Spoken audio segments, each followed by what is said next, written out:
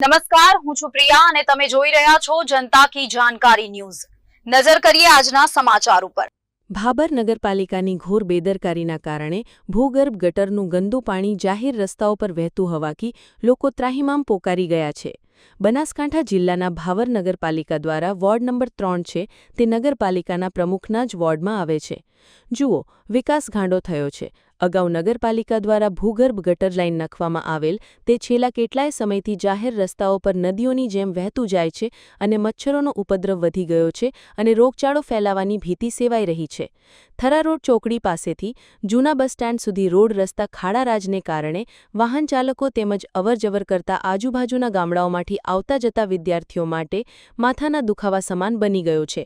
રાજ્ય અને ગુજરાત સરકાર દ્વારા બનાસકાંઠાની નગરપાલિકાઓમાં લાખો રૂપિયાની ગ્રાન્ટો ફાળવવામાં આવી છે, જેમાં ભાબર નગરપાલિકામાં સીસી રોડ રસ્તા, પાણી ગટર સાફ સફાઈ, લાઇટો લોકોની સુખાકારી અને હિત માટે ફાળવવામાં આવેલ 45 કરોડ રૂપિયા ક્યાં વપરાય છે તેવા લોકોમાં સવાલો ઉઠ્યા છે।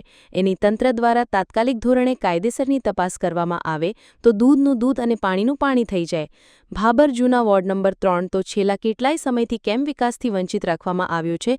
તંત્ર દ્વારા ભાબર જૂના વિસ્તારને વિકાસ કરવામાં નહીં આવે તો આવનાર સમયમાં બતાવીશું તેવું જનતા જણાવી રહી છે।